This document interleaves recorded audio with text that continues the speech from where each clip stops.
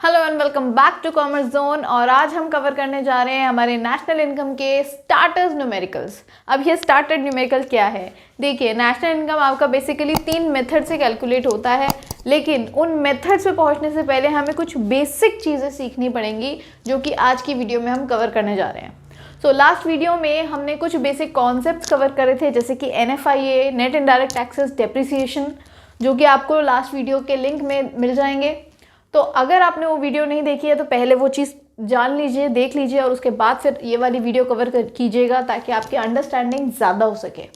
ठीक है, शुरू करते हैं। अब इस चैप्टर में हम बहुत दिनों से सुन रहे हैं नेशनल इनकम। तो व्हाट इज़ नेशनल इनकम और इकोनॉमिक्स के टर्म में नेशनल इनकम का नाम क्या है?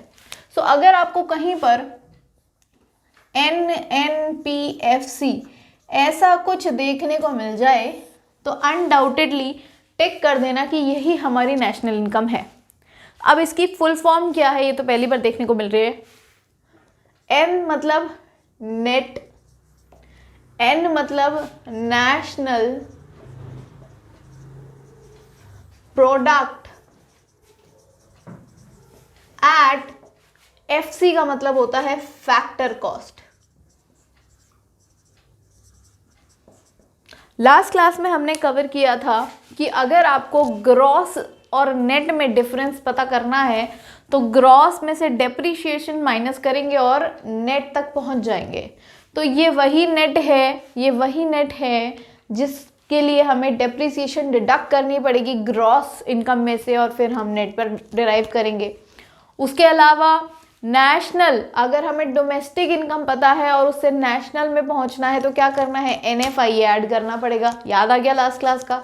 और उसी तरह अगर हमें फैक्टर कॉस्ट पे पहुंचना है तो मार्केट प्राइस में से टैक्सेस माइनस करने पड़ेंगे, राइट? तो ये आपका और कुछ नहीं है, NNPFC पे पहुंचने का एक रूट है। अब इसके समझने के लिए एक इलस्ट्रेशन लेकर चलते हैं। सपोज कीजिए कि आपको गिवन है क्वेश्चन में कि आपकी कंट्री का जीडीपी यानी कि आपका ग्रॉस डोमेस्टिक प्रोडक्ट। जीडीपी क्या होता है? एक कंट्री के सारे गुड्स एंड सर्विसेज को जब हम ऐड अप कर देते हैं उसकी मार्केट वैल्यू को, एट MP यानी उसकी मार्केट वैल्यू को जब हम ऐड अप कर देते हैं तो वो हमारा जीडीपी कहलाता है। तो सपोज कीजिए कि हमें गिवन है कि हमारी कंट्री का जीडीपी MP 11,000 करोड़ है, 11,000 करोड़, और आपसे इस इंफॉर्मेशन से कुछ और चीज़ें देकर कहा जा रहा है कि calculate national income, calculate NI national income. तो आप सबसे पहले देखोगे कि क्या रिक्वायर्ड चीज़ें हमें गिवन है। सपोज आपको क्वेश्चन के अंदर डेप्रिसिएशन गिवन है 100 करोड़ ऑफ दैट कंट्री। उसके अलावा आपको net factor income from abroad given है 1200 करोड़, और उसके अलावा आपको नेट इनडायरेक्ट टैक्सेस गिवन है कितने? 80 करोड़। सपोज करेंगे कि हमें ये चीज़ें गिवन है। अब देखिए कैसे हम एक कंट्री के सिर्फ जीडीपी रॉ इंफॉर्मेशन से उसकी नेशनल इनकम पे डिराइव करेंगे, इसकी जर्नी सीखेंगे। हमारे पास क्या है? GDPMP, और हमें जाना कहाँ पर है? हमारा एंड रिजल्ट क्या है? NNPFC। अब देखिए अल्फाबेट टू अल्फाबेट चलेंगे। ग्रॉस से नेट पे जाना है। लास्ट क्लास में सिखाया था, जब भी आपको किसी ग्रॉस की वैल्यू से नेट वैल्यू पे जाना है तो हम उसमें से लेस कर देंगे उसकी डेप्रिसिएशन। क्लियर? उसके बाद आपको डोमेस्टिक से नेशनल की तरफ पे जाना है, यानी within the country income दे रखी है, बाहर वाले जो इंडियंस है उनकी इनकम चाहिए, तो क्या करेंगे? उनकी इनकम यानी NFIA को अपने पास ऐड कर देंगे तो हम पहुंच जाएंगे कहाँ? डोमेस्टिक से नेशनल की तरफ। उसके बाद मार्केट प्राइस हमें गिवन है, यानी कि price of the good along with the taxes, इसके अंदर ऑलरेडी टैक्सेस जुड़े हैं। मैंने पिछली क्लास में एग्जांपल दिया था कि अगर मार्कर 35 का है विद टैक्सेस तो विदाउट टैक्सेस कितने का हुआ, उसमें से टैक्स माइनस कर दो तो विदाउट टैक्स मिल जाएगा, यानी कि फैक्टर कॉस्ट मिल जाएगा। तो ये ऐसी चीज़ है जिसमें से हमें टैक्सेस माइनस करने पड़ेंगे, NIT।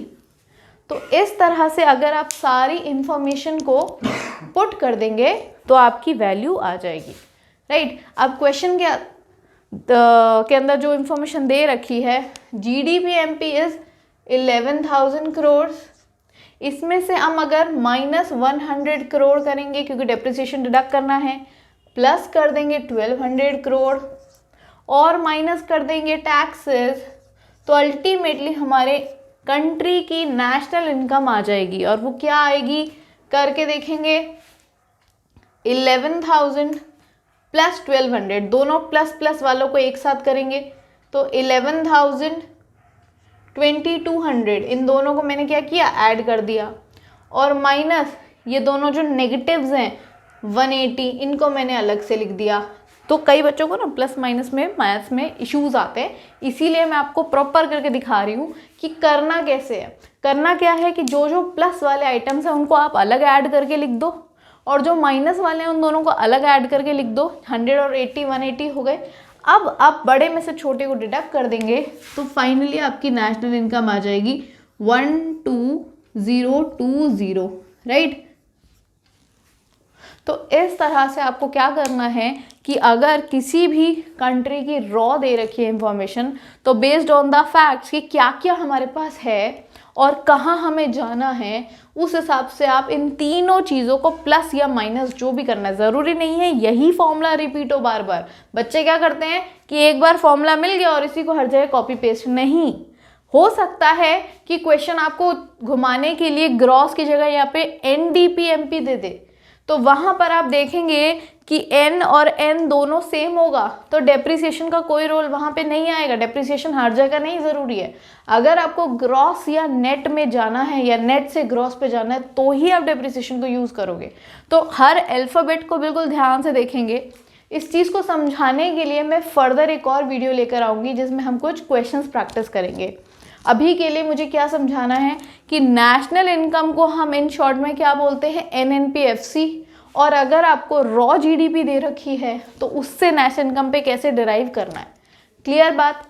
अब बात करते हैं एक और कॉन्सेप्ट की जिसे कहते हैं डोमेस्टिक इनकम, राइट। इसी के अंदर मैं करा रही हूँ ताकि आपको दोनों में क्लियर हो जाए। देखिए, जैसे नेशनल इनकम को NNP-FC कहते हैं, उसी तरह से डोमेस्टिक इनकम को NDP-FC कहते हैं। यानी कि N for net, D for domestic product at factor cost. कोई भी फर्क दिख रहा है आपको डोमेस्टिक और नेशनल में? यस, सिर्फ एक फर्क, अल्फाबेटिकली यहाँ पर ये N है और यहाँ पर ये D है, यानी कि दोनों में ही डेप्रिसिएशन डिडक्ट करनी है नेट। डोमेस्टिक और नेशनल का फर्क है, इसीलिए इसका दूसरा नाम डोमेस्टिक इनकम है और इसका दूसरा नाम नेशनल इनकम है। इसके अलावा आपको और कोई भी एग्रीगेट दे रखा हो, चाहे वो GDP-MP हो, GDP-FC हो, GNP-MP हो, GNP-MP हो, कुछ भी हो सकता है। कुछ 7 से 8 कॉम्बिनेशंस बनते हैं, बुक के अंदर आपको मिल जाएगा। लेकिन आपको फोकस क्या करना है कि डोमेस्टिक इनकम का निमोनिक होता है NDP-FC और नेशनल इनकम का निमोनिक होता है NNP-FC। क्लियर। उसके हिसाब से हमें क्या है, कैलकुलेशन करनी है। चलिए, अब इसी इंफॉर्मेशन के अंदर अगर आपको कोई कहता कि आपको डोमेस्टिक इनकम निकालनी है तो आप क्या करेंगे। हमें गिवन है GDP-MP, डेप्रिसिएशन, NFIA, NIT, यही सारी चीज़ें गिवन है। और आपसे कोई कह दे कि आपको नेशनल नहीं डोमेस्टिक इनकम कैलकुलेट करनी है, तो आपको GDP-MP से डिराइव कहाँ करना है, NDP-FC पे। क्लियर। तो अब देखिए कि क्या क्या चीज़ों में डिफरेंस आएगा, बिल्कुल ध्यान से देखिएगा। हमें क्या करना है, ग्रॉस से नेट पे आना है। तो क्या डेप्रिसिएशन माइनस होगी? यस डेफिनेटली होगी, माइनस डेप्रिसिएशन। डोमेस्टिक से डोमेस्टिक पे, तो क्या NFIA का कोई काम है? नहीं है, क्योंकि डोमेस्टिक है और यहाँ भी डोमेस्टिक है, डी और डी दोनों सेम है, कोई चेंज ही नहीं है, तो NFIA को क्यों प्लस और माइनस करना है? क्लियर। हाउएवर मार्केट प्राइस से फैक्टर कॉस्ट पे आना है तो टैक्सेस में हमें चेंज करने पड़ेंगे। MP से टैक्सेस हम माइनस करेंगे तो FC पे डिराइव कर देंगे।